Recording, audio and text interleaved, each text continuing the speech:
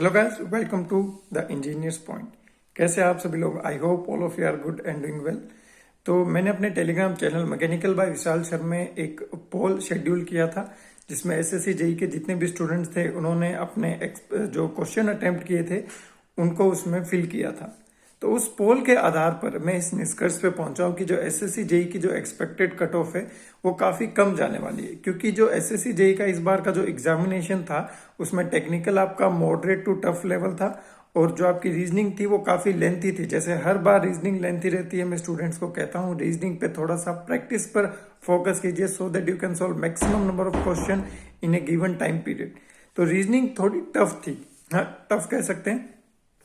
अगर हम बात करते हैं जीके की, जीके का जो पोर्शन था, जीएस का जो पोर्शन था वो भी टफ लेवल पे आया था, अच्छे लेवल पे आया था। अगर आपने 25 से 30 क्वेश्चन अच्छी एक्यूरेसी के साथ किए हैं तो that is enough for the GK section. Current affair की अगर हम बात करें तो करंट अफेयर के जो क्वेश्चन थे वो आपके लगभग 1-1.5 साल पुराने करंट अफेयर आपसे पूछे जा रहे थे। स्टेटिक करंट अफेयर, और अगर static current affair in the sense मतलब पिछले साल 2021 का भी करंट अफेयर आपसे पूछा गया था, मतलब जो डेड हो चुका है, बिल्कुल बिल्कुल पुराना करंट अफेयर। तो उसके बेसिस पर मैं कह सकता हूँ हाँ जी, पेपर का लेवल काफी अच्छा इंप्रूव भी हुआ था। टेक्निकल में करने को तो लोग 100 भी करके आते हैं, लेकिन अगर आपने 80 तक अच्छे से अटेम्प्ट किया है, 80 question, 82 question, 75 question with 100% accuracy, तो जी हाँ बिल्कुल आपने अच्छा अटेम्प्ट किया है। इसी के साथ मैं कह सकता हूँ जो मेन मुद्दे की बात है वो है कट ऑफ।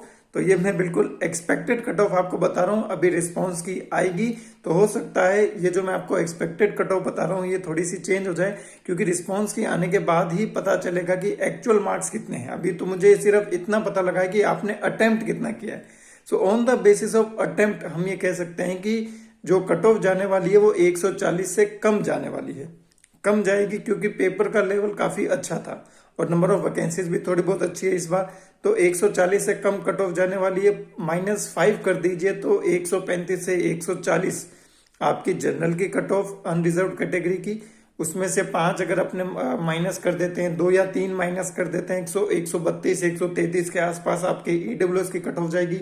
उसमें से आप 2 और माइनस कर दीजिए, 130 131 के आसपास आपकी ओबीसी की कट ऑफ जा सकती है, मतलब ±1-2 हो सकता है। उसके बाद 2-3 नंबर और माइनस कर दीजिए, एससी एसटी की आपकी कट ऑफ हो जाएगी, मतलब 125 से लेके 140 तक, इन्हीं के बीच में आपकी सभी कैटेगरी की कट ऑफ आ जाएगी।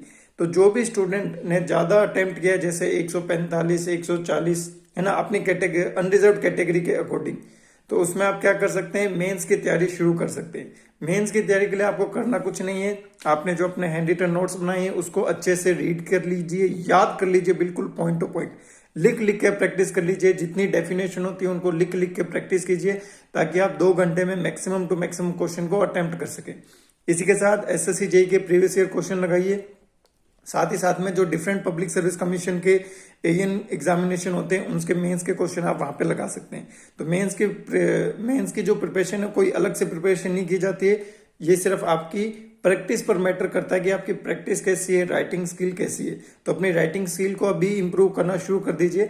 अब ऐसा नहीं है कि किसी स्टूडेंट्स के मार्क्स कम आ रहे तो मेन की प्रिपरेशन नहीं कर सकता, मेंस की प्रिपरेशन बिल्कुल कर सकता है, क्योंकि मेंस की प्रिपरेशन करने से आपके कंसेप्ट और ज्यादा क्लियर होंगे, जिससे कि आने वाले समय में जो भी एग्जाम होते हैं आप उसमें टेक्निकल में बेहतर परफॉर्म कर पाएंगे।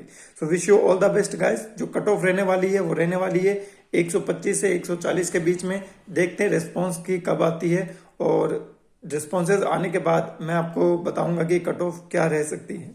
Thank you guys.